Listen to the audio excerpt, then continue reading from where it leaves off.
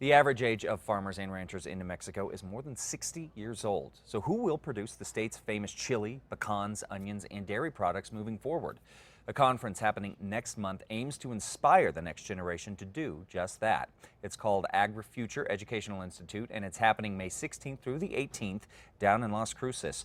Joining us now are Katie Getz, the spokesperson for NMDA, along with college student Caleb Gustin. So first of all, this is pretty exciting, and you bring up something that I wouldn't think about, that, you know, the age of a lot of our farmers, they're moving on. We need to pass these traits on down to the next generation. Is that the idea behind AgriFuture? You nailed it. Okay. So AgriFuture happens next month, as you said, and that's exactly the purpose, is to inspire, inform, and connect the people who are going to produce our chili, our pecans, our onions going forward, and more. Okay. Because we recognize that young people bring a lot of creativity with them, and so they're going to explore opportunities that maybe we haven't even thought of yet. Right, yeah, absolutely. So, you know, I mean, we got to do some replacement, you know, of some of the people that are coming in, and Caleb, I'm imagining this is where you come in. So my first question to you, is farming kind of been in your blood for a long time, or did you come to this later in life? It's kind of a mix. So my grandparents have a farm in Estancia, New Mexico, about a 6-section ranch.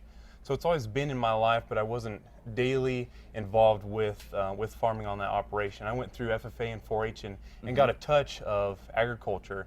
And the more I see people like my age, whether we're involved in agriculture or not, my generation, the youth is craving for the education, for the experience, for exactly the question that you asked there, like, what is agriculture? Like, where does our food come from? And so although my background doesn't completely reflect agriculture and my hand in it, people like myself are craving to find that information. Yeah, absolutely. And, you know, Katie, we've talked about urban farming, you know, it being a very popular thing right now. A lot of people very interested in making sure that they're getting farm to table the best, the fresh, local, and organic.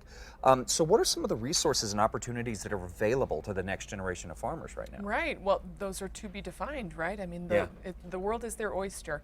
So with people retiring from farming and ranching, the people who are in their 60s and well above that, let's say, because my folks are in their 60s and they're still ranching. But as they start to transition out of those businesses, that's an opportunity for young people to come in and take over and to make it their own.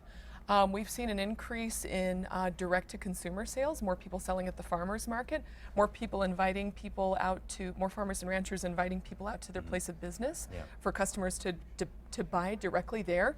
So there's a diversification that's happening right now in New Mexico agriculture, and there's room for that trend to continue. Yeah. So to that end, what role can current farmers, people that are ready to start passing that torch on to the next generation, what role can they play at AgriFuture?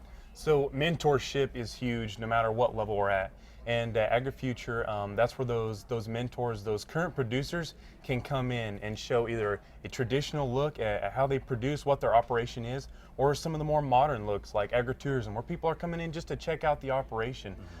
Really stepping in so we can bridge that gap between folks outside agriculture, the generations that are removed, and the people that's their day-to-day job, that's what they do, to bridge that gap and hopefully build some long-lasting relationships and mentorships that people like my age can use later down the road. Absolutely. So where can we go online to find more information about AgriFuture? So go to New Mexico Department of Agriculture's website. It's kind of long, but it's www.nmda.nmsu.edu. Okay. If you just Google NMDA, if you just Google AgriFuture plus New Mexico, you'll find it. You'll find it. It'll and pop up. The trick is to get registered soon. Registration closes Friday, April 29th, tomorrow. Wow. Okay. So log on quickly. It's $50 for future producers, and that includes meals and lodging. Really? Again, from May 16th. Meals and lodging.